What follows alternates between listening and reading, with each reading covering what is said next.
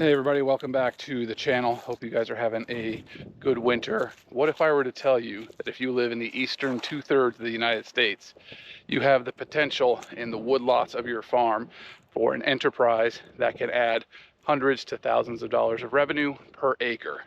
Join us today on this video. We'll show you how we do that with black walnut syrup. Hey everybody, Editing Jordan here. What you're about to see is footage that we shot actually 2 years ago on how to do black walnut syrup from start all the way to finish.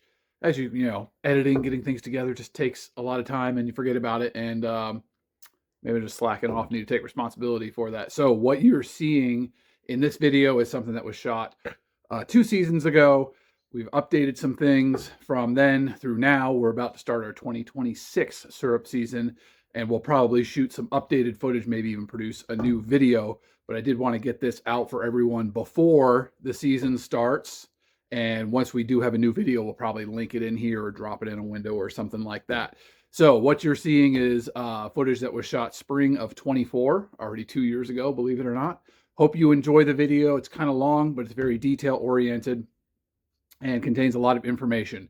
We've also put everything into a book form, a spiral-bound booklet that there'll be a link below that you can order that will give you the step-by-step process. You can take it right out in the field. It's that laminated paper that's, you can throw it in the water and it will be fine. We wanted a manual that you could just take out with you on the four-wheeler or gator or whatever and be able to tap your trees and find a way to make some more money through this very niche product with your farm if you have black walnut trees.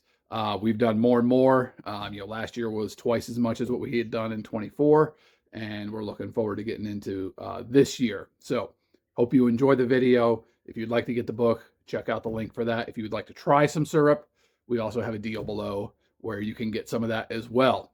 All right, welcome back everybody. Up here in our silvopasture, you followed us like 6-7 years ago. This is an area that we cleared out to have a shaded pasture for the pigs and the cows.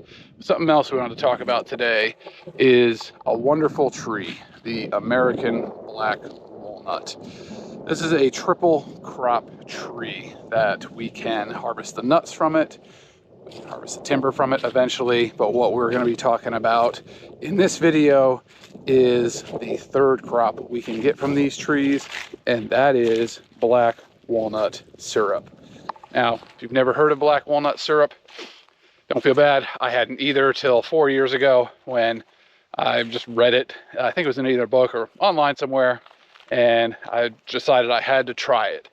The gist of it is you're tapping black walnut trees exactly like you would a maple, boiling down the sap and concentrating it into a table syrup. So what we're going to show you in this video is how we do that on our farm here. This is our 4th year doing it, and it is turning into a what we would call micro enterprise. So it's not a huge thing that we do on the farm, but for 4 to 6 weeks in the winter, it's something that we have around the edges of taking care of the animals that generates some pretty significant income for the business.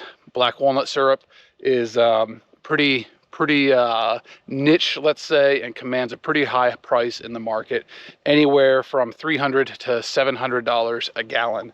So join us for this video. We'll walk you through the process of how we do this, from tapping the trees, collecting the sap, evaporating, all the way through bottling, and then shutting it down at the end of the year. So before we go out in the field to start tapping some trees, I thought we would go over the gear that we're going to use. And it's going to vary, of course, with what you have available, how many trees you're tapping, and so on. But this is what we have. The first thing let's talk about is the type of tap that you're going to use. There's 2 predominant types out there. There is 3/16, which you can see this one. That's a 3/16 tap with a 3/16 line on it. And then there is 5/16. So that's a 5/16 tap and a 5/16 line. Now, we've tried both kinds of these over the last several years, and just anecdotal evidence that I've noticed is when putting taps in with the 3/16 taps, it's the same size hole going into the tree for the 3/16 or the 5/16. But I've noticed that when we put the 3/16 in on the 3/16 line, sap that's dripping out of the tap does not drip out of the line, which to me seems to indicate that there's a little bit of friction tension in there, maybe some type of vacuum that's causing it not to flow as freely through the 3/16 line.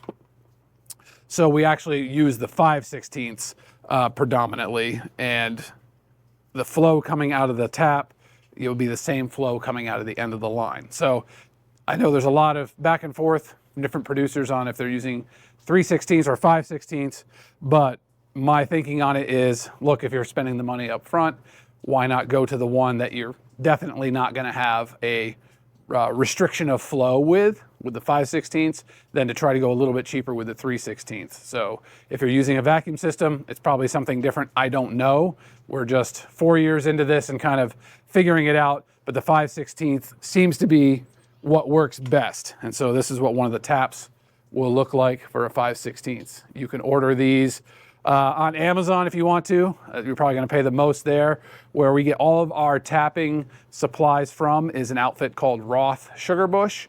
We'll have that linked in the description, and you can get these taps. You can get 500-foot coils of the tubing and all the stuff that we use. So we've got our taps and tubing set. The next thing that you're going to need is a tapping bit. And so this is a 5/16 tapping bit. I've tried a regular 5/16 drill bit, and these are definitely worth the money to buy. And I'll give you the close-up on it. They drill much quicker and much cleaner into the tree, and also it's set at kind of that optimal length for our bigger trees where we're just going in and out. We're fine, the screen's just timing out. Where it's going in and out, and will give us the optimal hole. We'll talk more about that when we get out to the trees themselves. The next thing that we'll have is a lighter that we can warm up the tubing to attach it to the end of the taps. Got a hatchet here. You'll see how we trim off some of the bark on the trees.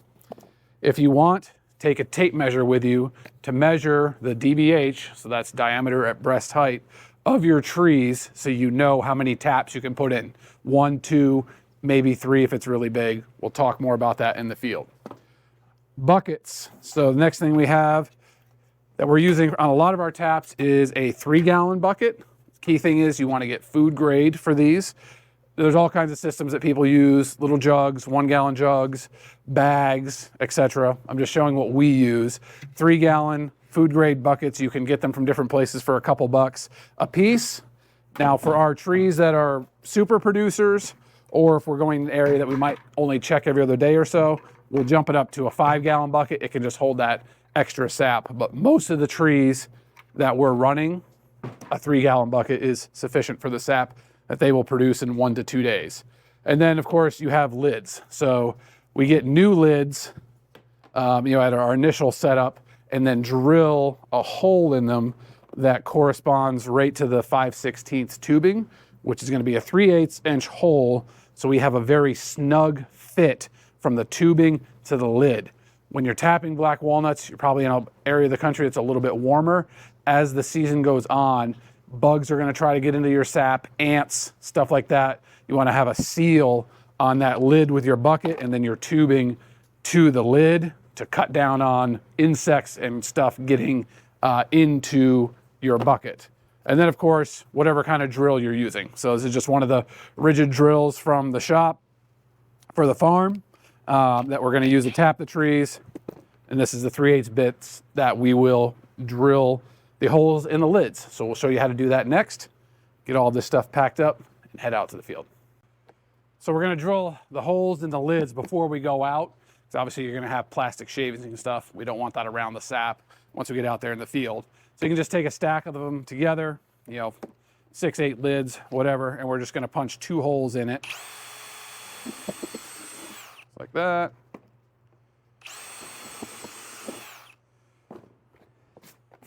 And then we'll just clean off the plastic from that, throw them in our box, and we'll get out of here. A cold, rainy Virginia spring day. Perfect weather for tapping trees. No, just kidding. Usually we want to tap them a little earlier in the year. We're here kind of at the end of our season.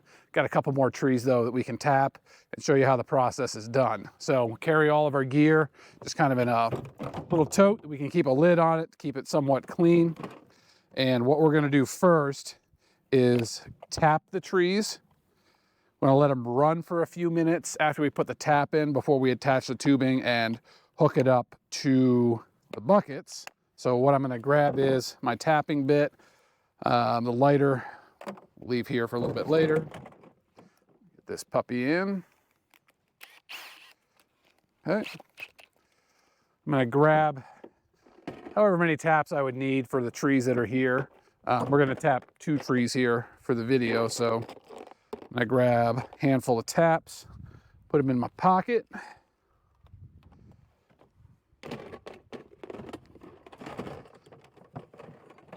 Hatchet to shave down the bark.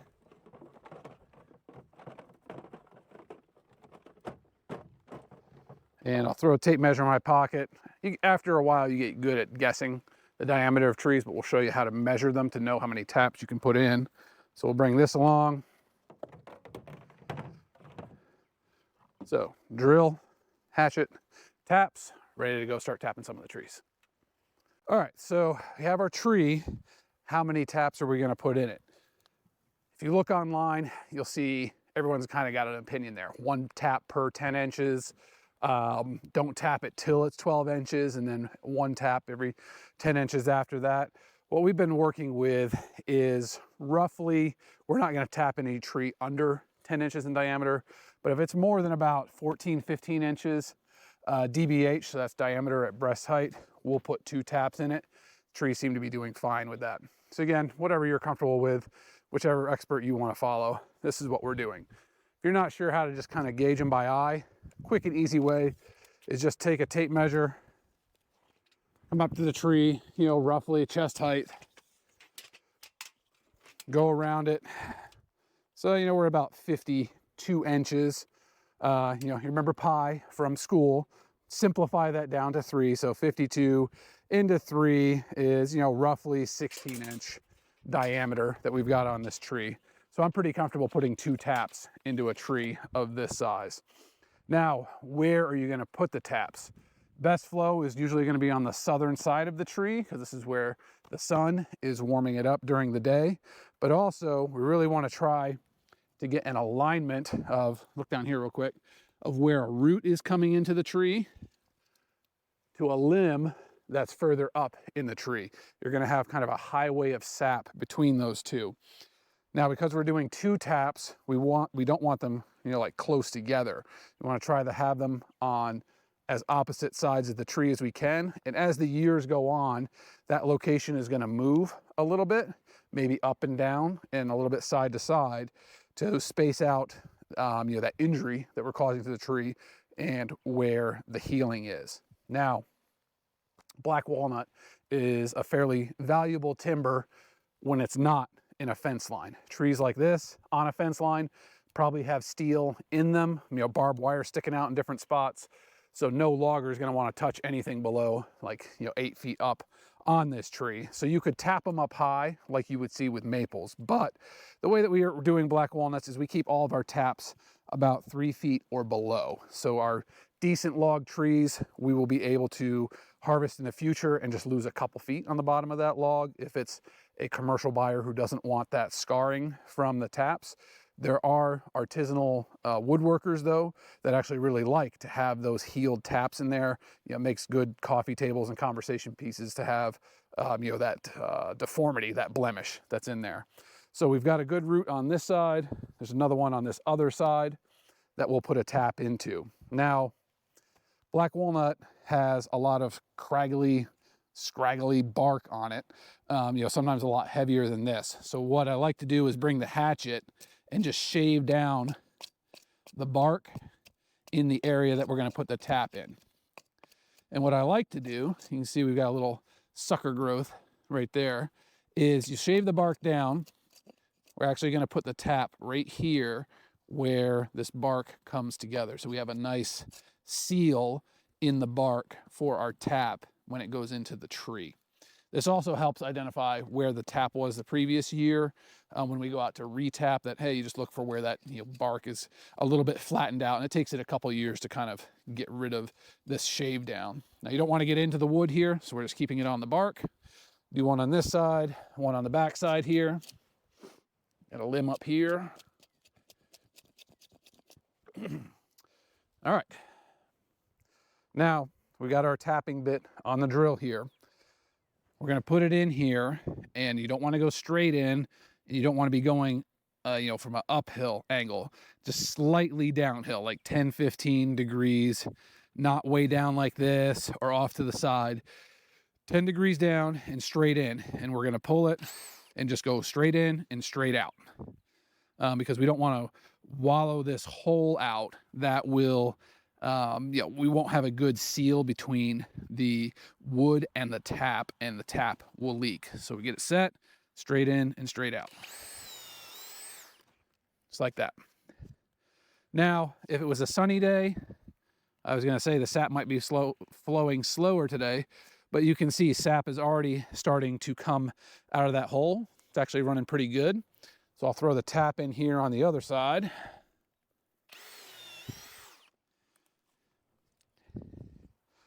Now, if you got any little wood in there, you can use a little stick to clean it out or whatever.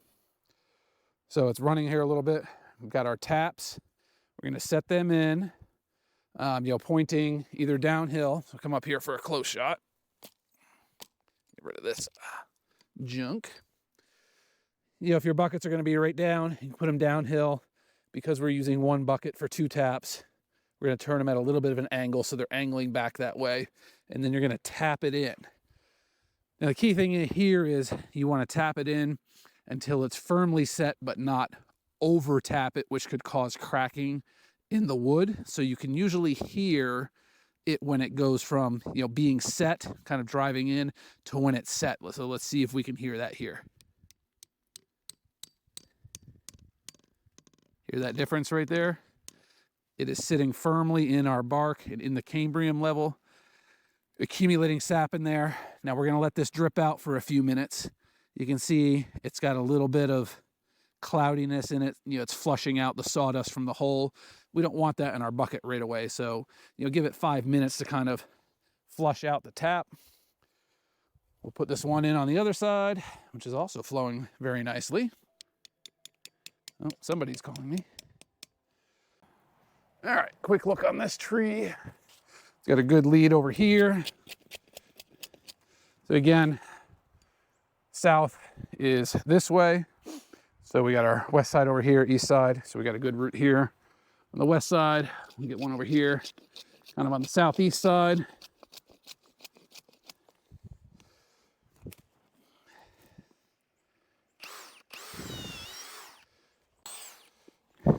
Okay, it's got some flow going. It's actually surprising for how cloudy it is today. But we should be good.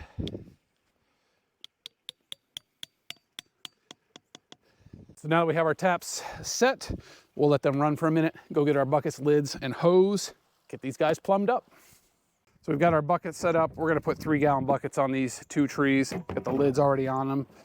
We're using a 500-foot spool of the 5/16 hose. I think we got an extra piece in here. Let me see if we've already got a pre-cut piece. Yeah, so we got one here that'll work. So what I was saying is if we're tapping a bunch of trees, just rip off like 50 feet of this hose and take it with you for the guy who's setting up the buckets and tubing. Got a heavy pair of scissors, forgot to mention that on our tool list, that we're using to cut our tubing. Our attitude on tubing is this is a disposable thing that we're replacing every year because every tree is going to have a different length piece of tubing on it with doing a drip system as opposed to a vacuum, and it's just too hard to match them up in the future. When we pull taps, we'll save all the taps, but we'll throw all the tubing away and just get a new spool for the next year. So it makes it easier on sizing up your lines and also not having to worry about trying to clean them out and get all that bacteria out of them. So tubing, scissors, buckets, got the lighter in my pocket. We'll go get these guys hooked up. All right, so got our bucket, find a nice level spot, for it to sit where both taps can come into. Got the lighter in our pocket to heat up the tubing. Now there's tools out there you can use to press the taps into the tubing. If you got a big setup, of course, you probably already know that and have that. But we like to set the taps in first, let them bleed out a little bit, then warm up the tubing and put it onto the tap when it's in the tree. So it takes an extra couple seconds on each one to do, but definitely does make a difference. We're gonna get this guy on there up to about the second barb. And then when we get down here to our bucket, we're gonna cut this off at an angle, like that. That way it'll pierce through that lid and have that nice tight seal on there so we don't have an issue with ants getting into our buckets. All right, so what we're going to be doing every 1 to 2 days is going out and collecting the sap from the trees.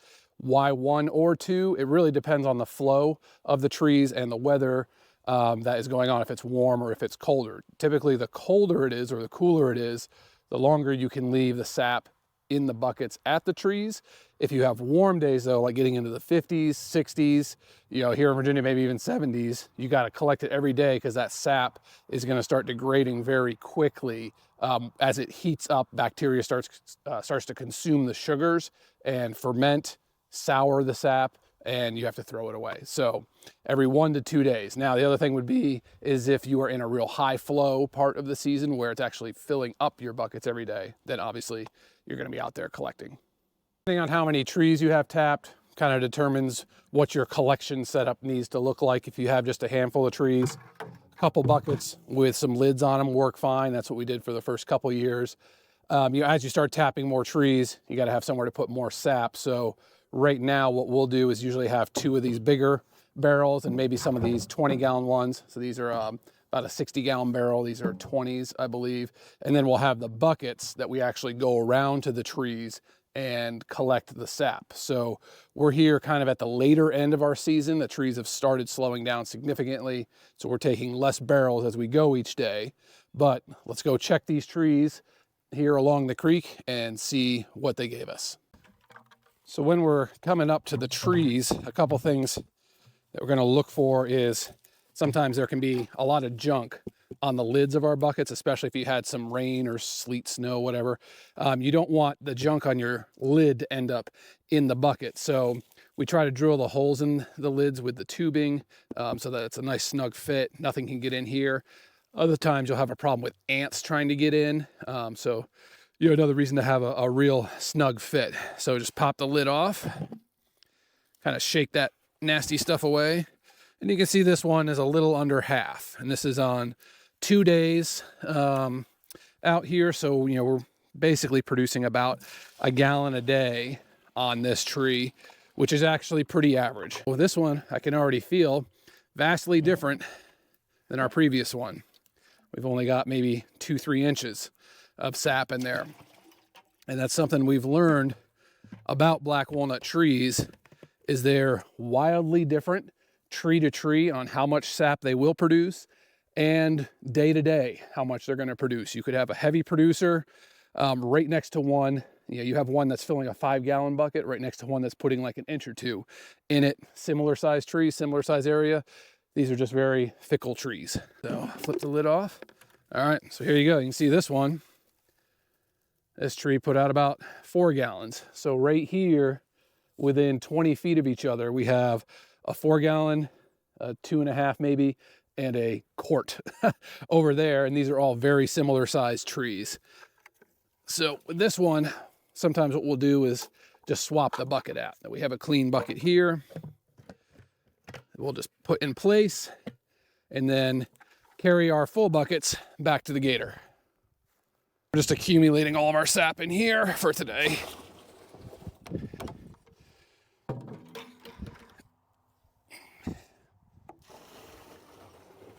Just like that. Then we're off to our other trees to get all of our sap collected up.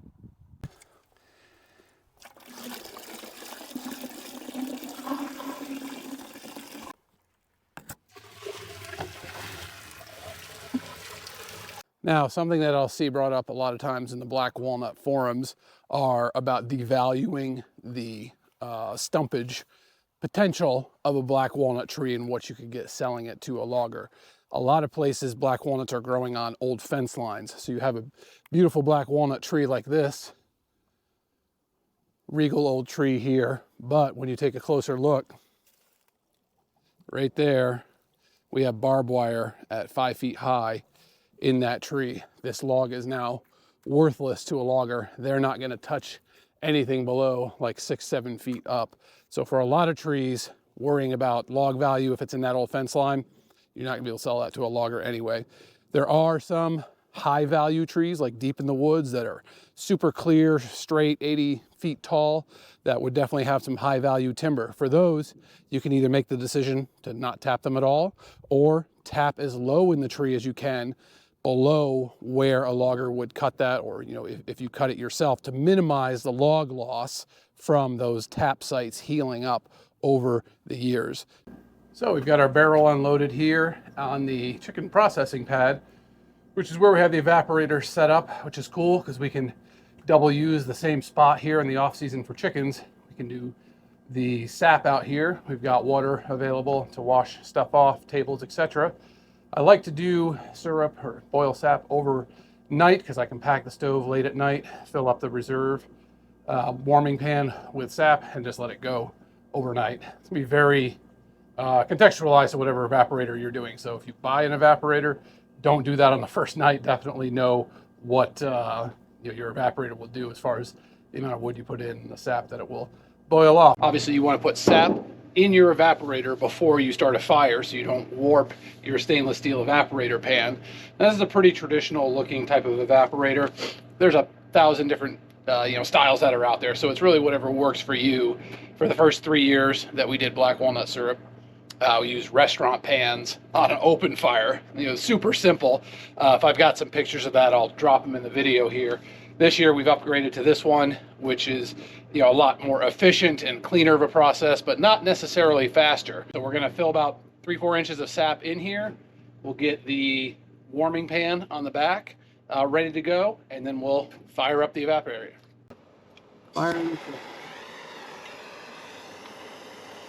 Great thing about having a forced air system, you're going to get more heat from your fire, which is going to evaporate the sap faster. All right, close this up. We've got smoke, and this thing just balancing out the sap level in the evaporator with a little float here. A little bit, cut that off. So all we need to do now is top off the warming pan, make sure our fire is going here in a couple minutes, and then basically we just start waiting.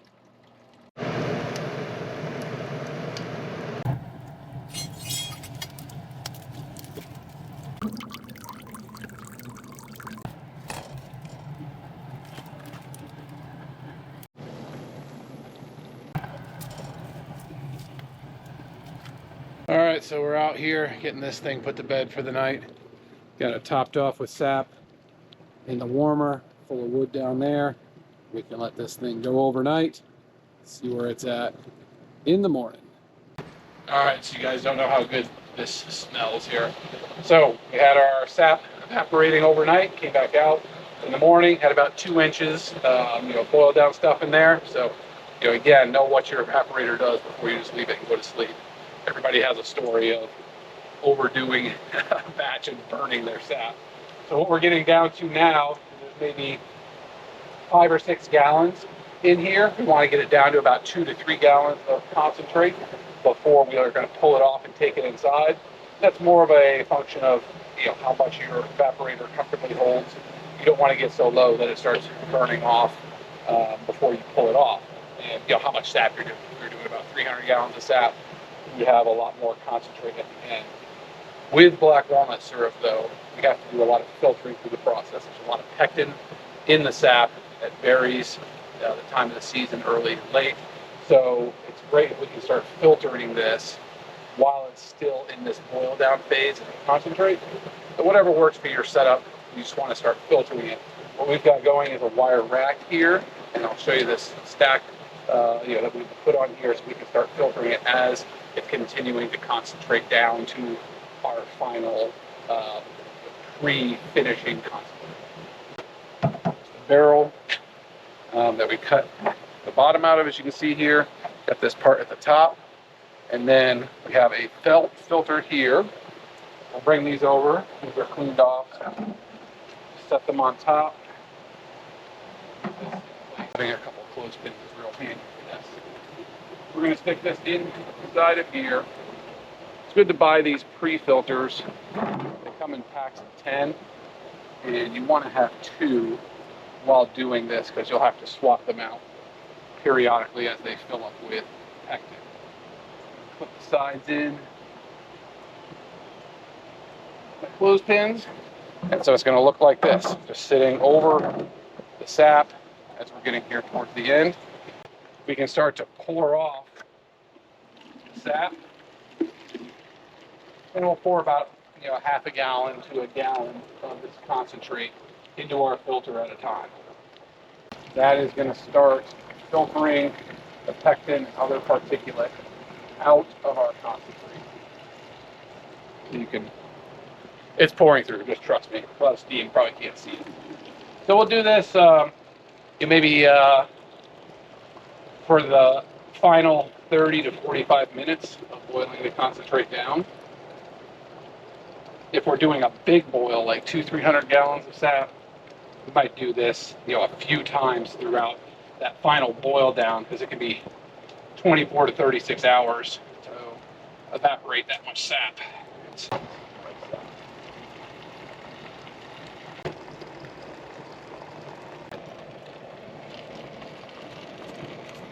We'll keep this process going for the next maybe 30 minutes as we get this concentrated down, and we'll check back in as we pour it off, show you how that process works, and get this to a finished concentrate that we can either take inside and finish into syrup, or put it into the cooler until we have enough to do a good batch of syrup. We're getting pretty close to the end of what we can do with our big evaporator here. It's down to an inch or less. The absolute worst thing that you can do when you're evaporating is start burning sap to your evaporator pan. Huge pain in the butt to clean up, ruins your syrup with a bitter kind of burnt taste. So don't overdo it here in the evaporator. So what I'm gonna do is we're gonna unplug the blower, which will slow the fire down a little bit. We're gonna pour off some of the sap to use to rinse the pan when we draw it off. We're gonna move this thing off so we can start filtering our concentrate once we get everything shut down here, and move this sap onto the next phase. You can see how just by taking the air off already slowed down the boil in here. So we're gonna pull some of this off, and you can see already like particulate and pectin floating around here. Usually your concentrate is gonna have junk in it, and that's part of the filtering process, is getting all of this out. So if you got an area, it's hard to have your evaporator perfectly level. If you got an area where it's shallower, just use something to keep the sap going over it. Get some out. And if we were doing a bigger run of sap, we would obviously have more in here at this phase. All right, so we got some of that poured off. We'll just set that over to the side for now. We'll take our filter stack off of and just set this right over the bucket. All right, so we can just put this out of the way for now.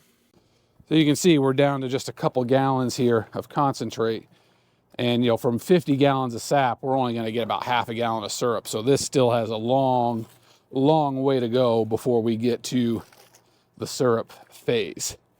Now it's important while this is going on, I'm gonna keep the sap washing over the pan, because we don't want that to dry out and start burning sugars onto there. So set that down, just kind of pick this up. That's where you want to make sure you got good gloves that aren't going to burn your hands. So I can grab my jug here and start washing out the pan. We're just flushing out what's left here. Pouring that off. Okay. We're gonna set this back on here, but immediately get water going in it.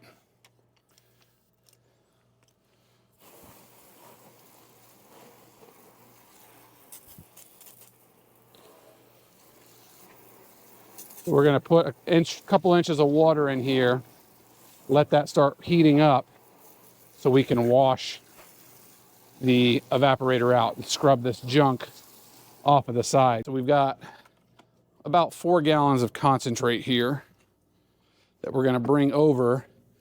We've got our filter set up here, and we're gonna start pouring this through. All right, and then we are just gonna let that sit while we're doing other cleanup activities. So put a lid on here. That stuff is not gonna get contaminated. Find one of my other, we'll just use a lid from one of our barrels. Put that on there so that we can let just sit and filter.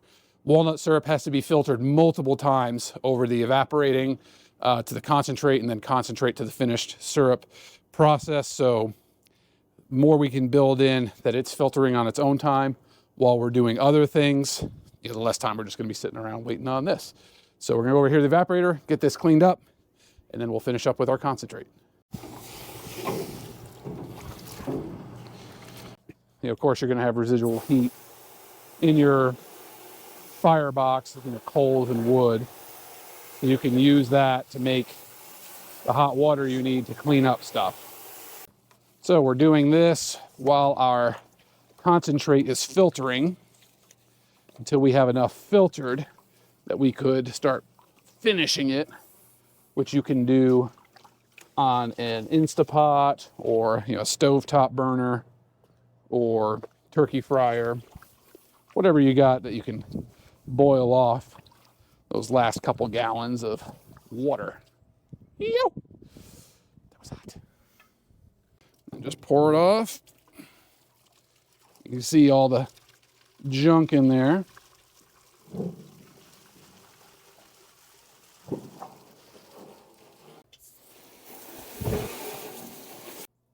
All right, so we'll give our sap warmer a little scrub out as well. Last but not least, gentlemen, you gotta clean your balls. No one likes dirty balls. You must have shiny and clean ball. So we're coming back over to our concentrate. Pop the lid off. We need to swap the filters because this one is full of junk. So we're actually just gonna grab this out. It's still got some in it. So we've got our little 1 gallon thing from before. I'm just gonna set that in there. We can put it up on our table. See how much we've got in there. All right. We've got the clean filter. We're gonna stick in here. Remember your clothespins. And what happens if you don't use these is it tends to flop over as you put the sap in it. So again, keeping this as hot as you can, I'll help it flow through. The last bit of our concentrate for today. You can still see all the little bit of junk that's in there. We'll do that. Pour that in first, put it back in here, and then we can pour off the sap that was left in there. Like that. All right, so what we have here, you can see this is just a bunch of particulate, pectin, and other junk from the sap. So we'll just rinse this out and we can reuse it later on. Hold on to it. Just spray this out. Ready to go for the next time. We just transferred our barrel over to another bucket to finish filtering out our concentrate for today. So we can let that be. Put our lid on here. And what we have here is our concentrate. So this has been filtered. A lot of the pectin is out. And you can see all, this is ready to go to a finishing boil or we can put it in a cooler until we accumulate enough concentrate for a good finishing run. So depending on how much concentrate you have, sometimes you can boil down in just like a standard kitchen pot and just add to it as you go along. But because we're doing a little bit bigger runs here, we're actually going to use a restaurant pan, which is what can hold about 3-4 gallons at a time. And we're going to run this on both burners on the back of our range here in our certified kitchen.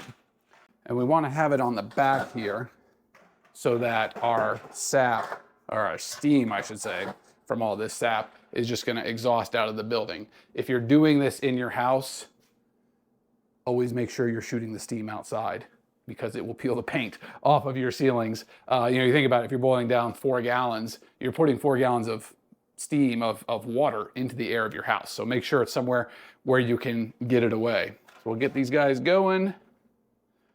And we're gonna start out with the cold sap from the other day, so we're not shocking our hot concentrate with cold. We'll get this up to temp before adding in our new fresh stuff. This is something where you need to be present as your concentrate is finishing.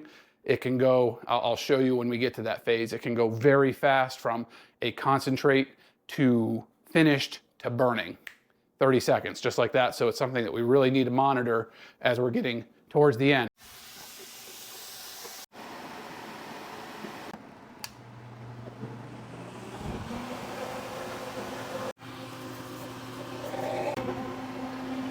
All right, so as we're watching it boil down now, we can start adding in some of our other stuff here.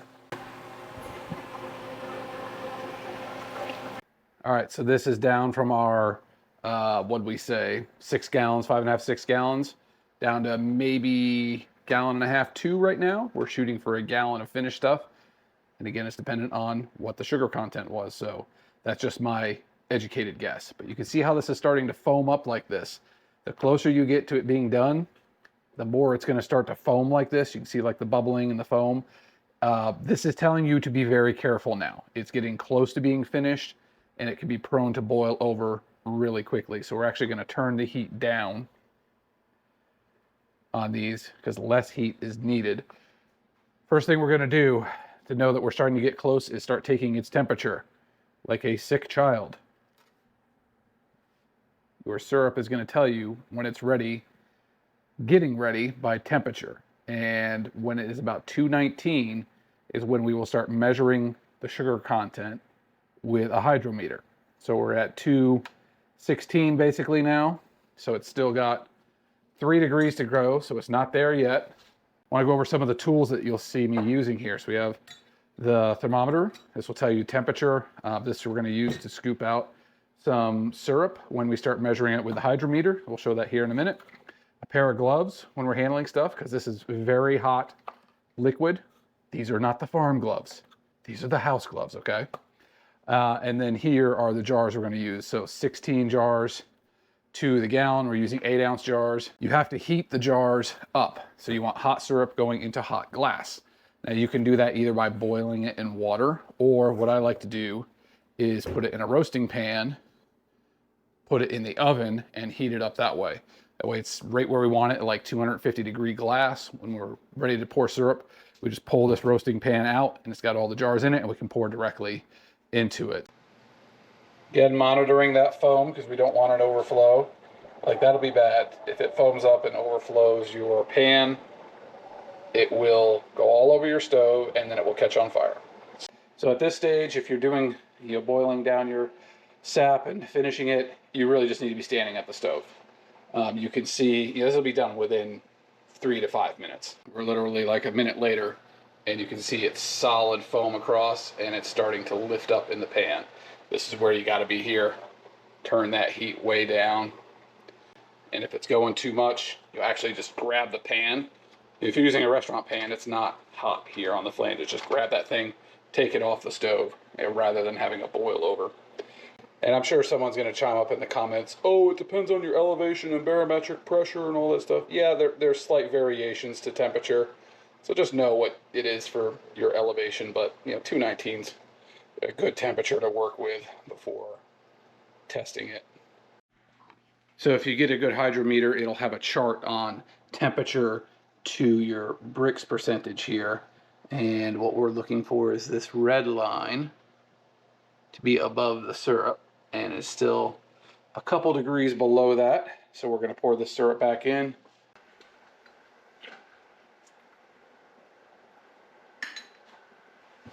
Once our syrup's done and we go to bottle it, it's going to go into this white pitcher. And again, use whatever you want, but I do like to screen the syrup when it goes in, because this foam that's on the top, we don't want in our final bottled syrup.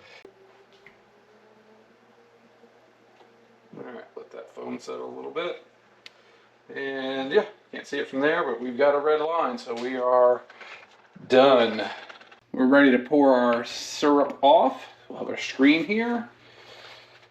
Bring over the pan and pour a chunk of this off. Got our jars here, took them out of the oven. And then we've got a funnel, and we're ready to pour. Container of black gold here. And we'll start pouring.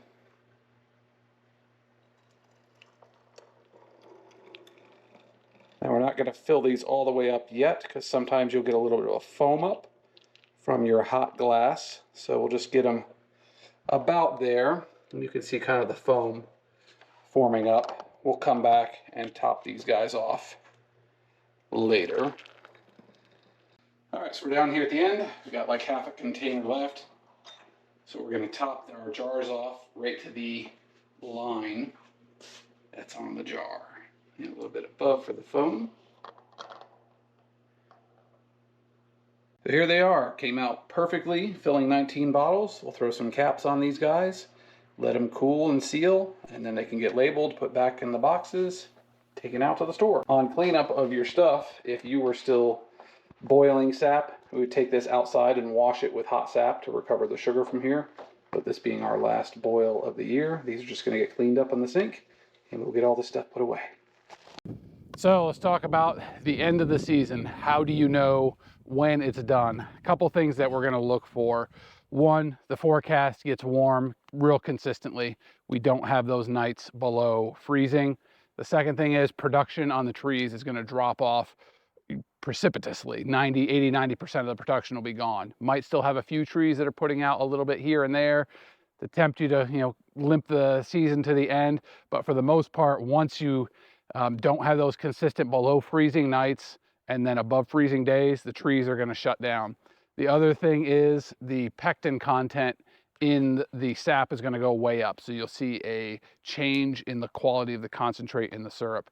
Also, our season was 60 days this year. Typically, a tree is only going to give you about 30 to 40 days of good run. So if you tapped it early in the season, it's going to shut down here towards the end.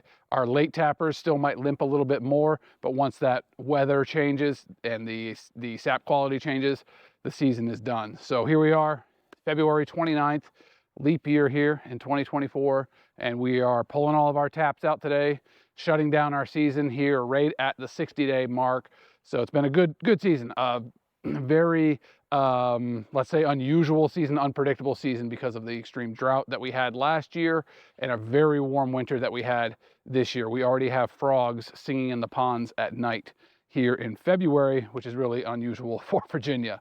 So we'll show you today how we're pulling taps out and cleaning stuff up there on the pad, getting everything put to bed for the year as we wrap up our season here. As we're pulling our taps, you can either pull them out by hand with a slight twist.